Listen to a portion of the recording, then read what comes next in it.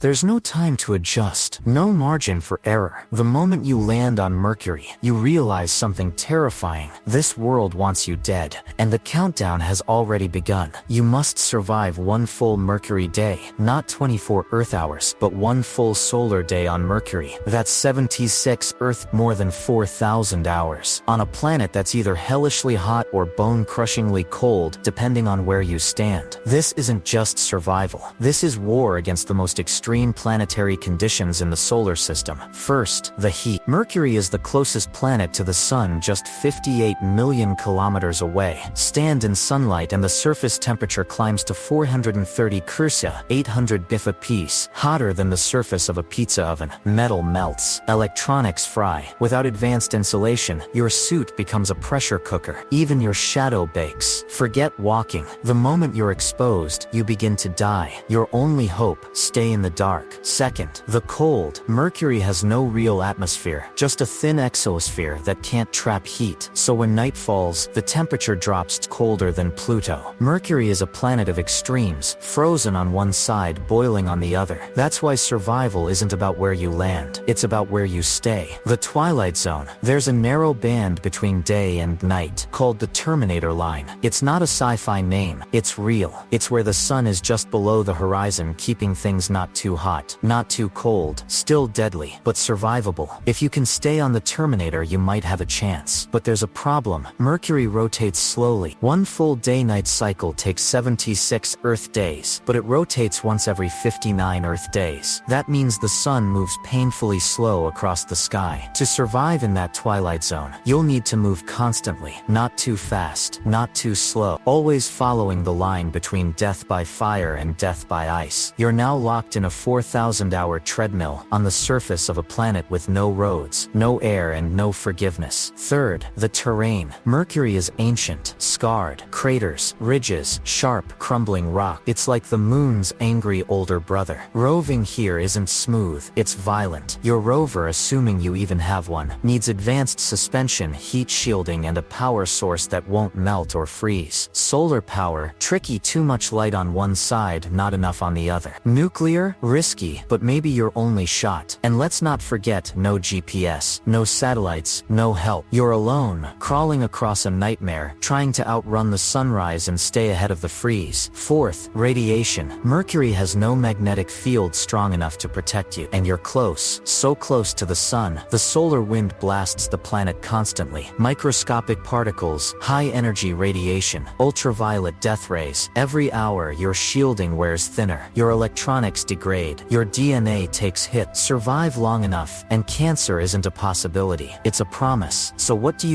You build your shelter underground, in a mobile unit that can drill, insulate, and move across the crust as the sun crawls through the sky. You wear a suit layered like a spacecraft, shielding you from UV, thermal flux, and micrometeorites. You ration air, recycle every molecule of water, and scrub carbon dioxide from every breath. You navigate using old-fashioned methods, shadow angles, sun trackers, and lunar beacon. And you pray every hour that your systems don't fail. Because one jammed tread, one radiation spike, one burst valve, and it's over. But what if you make it? What if you last all 76 Earth days? You'd emerge with the longest survival record on Mercury in human history. You'd have stared down extremes no life on Earth has ever known. You'd be the first human ghost of the inner solar system, a legend etched into space history. But the truth, Mercury doesn't care. It has no storms, no clouds, no sound, no time, just silence, scarred, and sunlight so intense it could peel your soul apart. So if someone ever asks, could you survive on Mercury for a day? Tell them this: yes, but you wouldn't walk away. You'd crawl in the twilight between fire and ice for weeks, months, maybe longer, just to not die. Because on Mercury, every second is survival, and the sun never stops chasing